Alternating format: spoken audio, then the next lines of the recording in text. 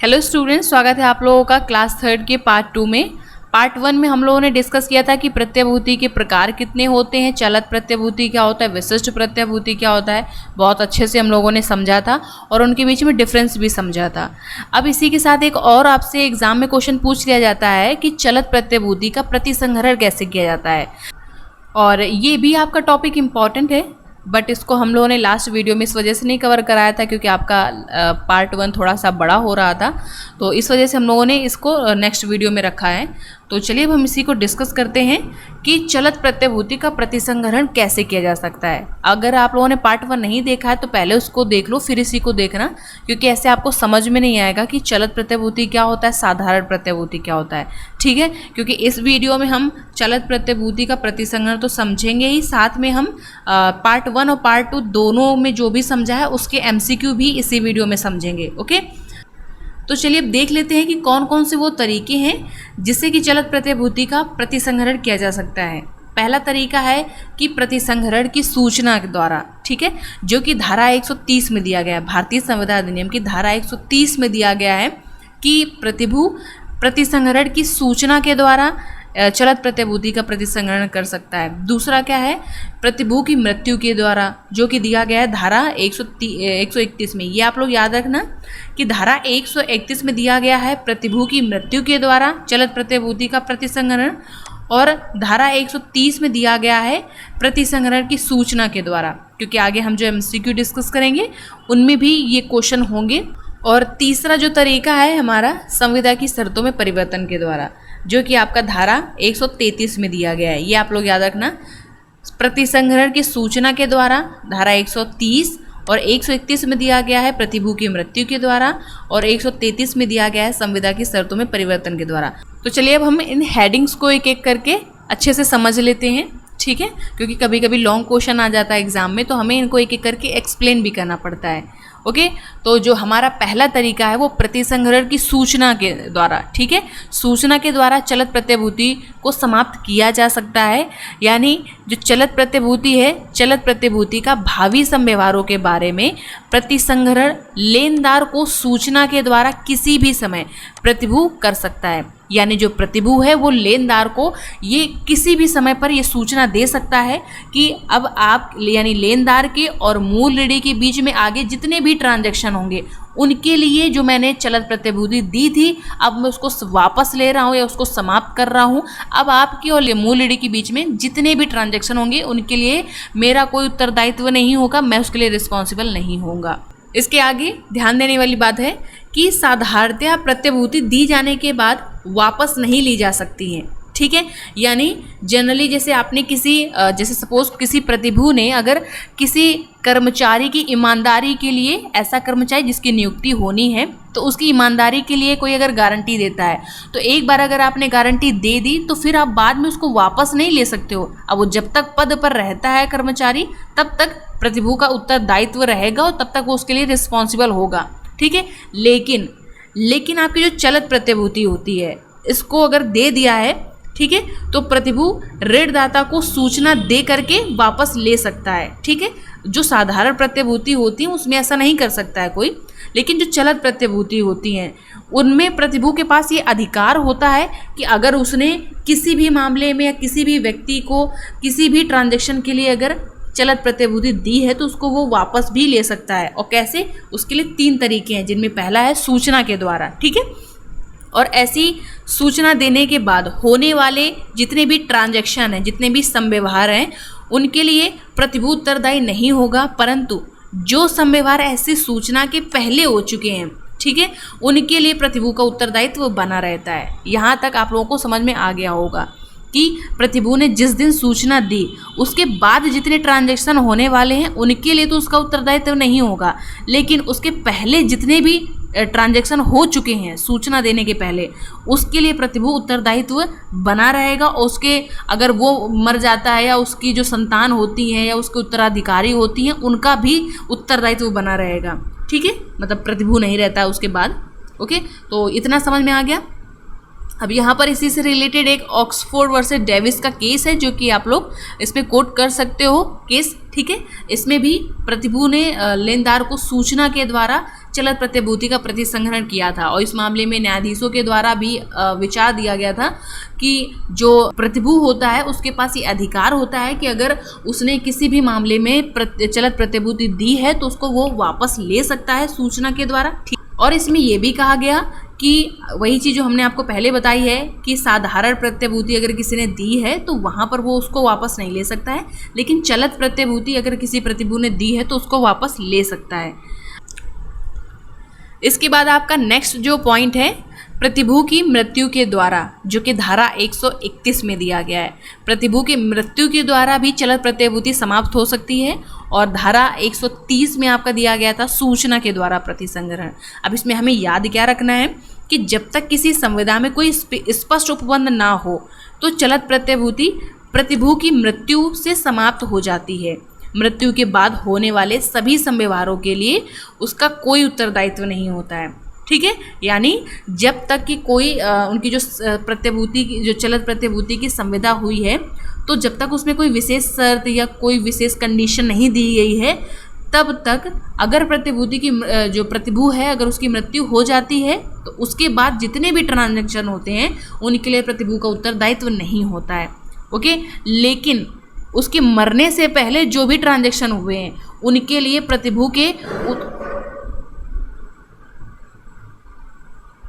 उत्तराधिकारियों का दायित्व बना रहता है। ठीक है, यहाँ तक आपको समझ में आ गया कि मतलब कि जब प्रतिभू की मृत्यु हो जाती है तो उसके बाद जितने भी ट्रांजैक्शन होते हैं उनके लिए तो उसका कोई उत्तरदायित्व नहीं होता है, लेकिन उसके पहले मरने से पहले जितने भी ट्रांजैक्शन ऑलरेडी हो चुके हैं उनके लिए जो मृतक के जो उत्तराधिकारी होंगे उनका दायित्व होता है। ओके, तीसरा आपका है संविदा की शर्तों में परिवर्तन के द्वारा, जो कि धारा 133 में दिया गया है।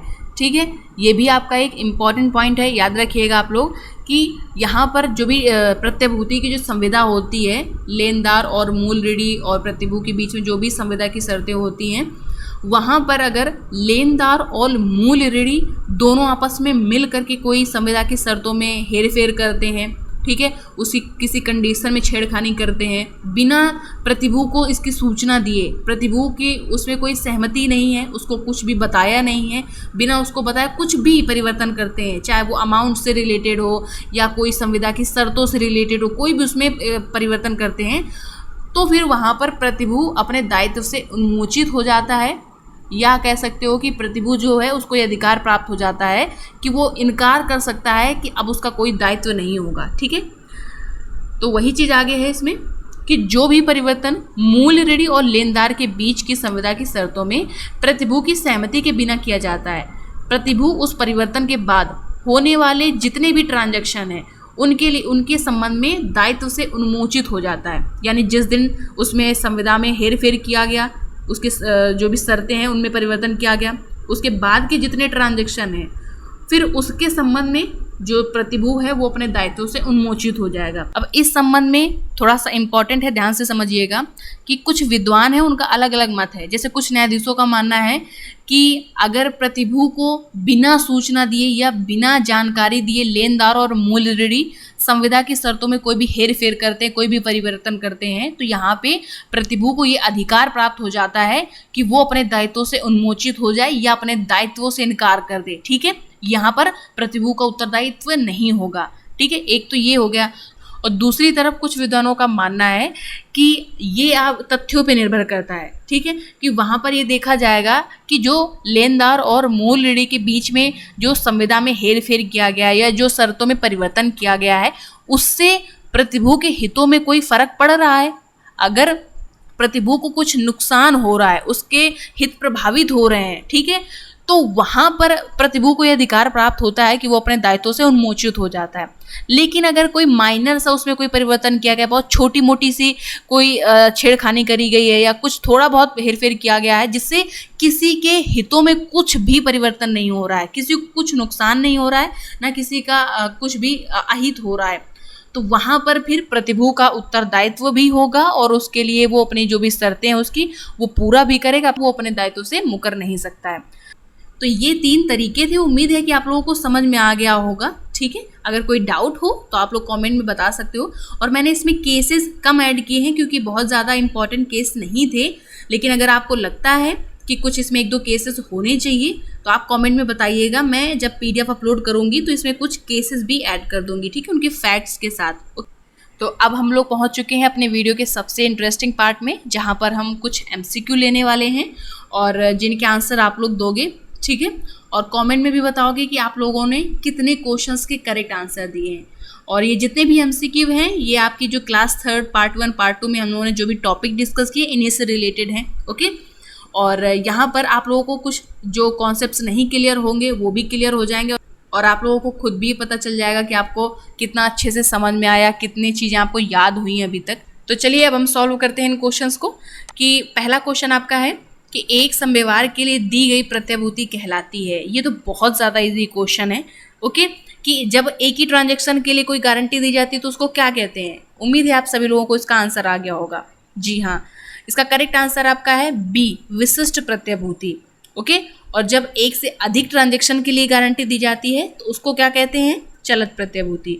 दूसरा आपका क्वेश्चन है कि ये जो चलत प्रत्याभूति होती है ये किस धारा में डिफाइन किया गया है, ठीक है, किस धारा में इसकी परिभाषा दी गई है। तो इसका आपका पहले तो आप आंसर गेस करिए, ठीक है, वीडियो पॉज कर सकते हो। अब हम इसका आंसर बताते हैं। करेक्ट आंसर इसका है डी, धारा 129। धारा 129 में चलत प्रत्याभूति की परिभाषा दी गई है, ओके। अगला आपका क्वेश्चन है कि भारतीय संविदा अधिनियम 1872 की धारा 130 में उल्लिखित है। 130 में क्या उल्लिखित है। ऑप्शन ए चलत प्रत्याभूति, नहीं, ये तो आपका 129 में दिया गया है। इसके बाद सूचना के द्वारा चलत प्रत्याभूति का प्रतिसंग्रहण, ये तो आपने अभी अभी पढ़ा है कुछ ही देर पहले। सी नंबर ऑप्शन है प्रतिभू के दायित्व, डी उपरोक्त सभी। तो प्रतिभू के दायित्व तो अभी आप लोगों ने पढ़ा ही नहीं, तो इसमें क्या करेक्ट आंसर है, गेस करिए। तो इसका करेक्ट आंसर आपका है बी, सूचना के द्वारा चलत प्रत्याभूति का प्रतिसंग्रहण, जो कि आपका धारा 130 में दिया गया है। अगला आपका क्वेश्चन है चलत प्रत्याभूति का प्रतिसंग्रहण हो सकता है। चलत प्रत्याभूति का प्रतिसंग्रहण यानी रिवोकेशन हो सकता है। ऑप्शन ए प्रतिभू द्वारा लेनदार को सूचना देकर के, ऑप्शन बी प्रतिभू की मृत्यु हो जाने पर, ऑप्शन सी संविदा के निबंधनों में फेरफार हो जाने पर यानी संविदा के शर्तों में परिवर्तन हो जाने पर, या डी उपरोक्त सभी। तो आई होप आपको इसका करेक्ट आंसर आ गया हो। तो डी इसका करेक्ट आंसर है, इन तीनों के द्वारा चलत प्रत्याभूति का प्रतिसंग्रहण हो सकता है। नेक्स्ट क्वेश्चन आपका है कि वह प्रत्याभूति जिसका विस्तार समव्यवहारों की किसी आवली पर हो, तो इसको क्या कहते हैं, चलत प्रत्याभूति या विशिष्ट प्रत्याभूति, या दोनों, या इनमें से कोई नहीं। तो इसका करेक्ट आंसर है ए, चलत प्रत्याभूति, ठीक है। उम्मीद है कि आप लोगों को इसके आंसर आ रहे होंगे। तो इसका करेक्ट आंसर क्या है, चलत प्रत्याभूति, यानी जब कोई एक से अधिक ट्रांजैक्शन के लिए गारंटी दी जाती है तो उसी को बोलते हैं चलत प्रत्याभूति। नेक्स्ट आपका क्वेश्चन है प्रतिभू की मृत्यु के द्वारा चलत प्रत्याभूति का प्रतिसंग्रहण उपबंधित है। किस धारा में दिया गया है प्रतिभू की मृत्यु के द्वारा चलत प्रत्याभूति का प्रतिसंग्रहण। तो 29 में आपका दिया गया है चलत प्रत्याभूति, 30 में दिया गया है सूचना के द्वारा। तो इसका करेक्ट आंसर क्या है, सी, यानी धारा 131 में। धारा 131 में प्रतिभू के मृत्यु के द्वारा चलत प्रत्याभूति का प्रतिसंग्रहण उपबंधित है। अगला क्वेश्चन आपका है कि साधारण प्रत्याभूति दी जाने के बाद, साधारण प्रत्याभूति जो है दी जाने के बाद वापस ली जा सकती है, वापस नहीं ली जा सकती है, ए बी दोनों, या तो ए या तो बी। तो जो साधारण प्रत्याभूति है वो एक बार अगर दी जाती है तो उसके बाद उसको वापस नहीं लिया जा सकता है। इसका करेक्ट आंसर आपका है बी, ठीक है। और जो चलत प्रत्याभूति है उसको वापस लिया जा सकता है, और 3 तरीके भी हमने आपको बता दिए। आपका नेक्स्ट क्वेश्चन है कि जिस कर्मचारी को किराया वसूल करने के लिए नियुक्त किया गया है, ध्यान से समझिएगा कि ऐसा कर्मचारी जिसकी नियुक्ति किराए को वसूल करने के लिए हुई है, उसकी ईमानदारी के लिए दी गई प्रत्याभूति कैसी प्रत्याभूति होती है, विशिष्ट प्रत्याभूति होती है या चलत प्रत्याभूति होती है, ये दोनों या इनमें से कोई नहीं। आप लोग सोचिएगा, मैंने इस पॉइंट को कई बार समझाया है आप लोगों को, काफ़ी बार इसका जिक्र हुआ है। इसका करेक्ट आंसर है आपका बी। उम्मीद है आप लोगों को इसका आंसर मिल गया होगा, चलत प्रत्याभूति। तो उम्मीद है आज का वीडियो आप लोगों को समझ में आया होगा। अगर वीडियो समझ में आया है, अच्छा लगा है, तो उसको लाइक कर दीजिएगा, और वीडियो कैसा लगा इसका फीडबैक आप लोग कमेंट में ज़रूर दीजिएगा। फिर मिलते हैं नेक्स्ट वीडियो में नेक्स्ट टॉपिक के साथ। तब तक के लिए बाय बाय, टेक केयर।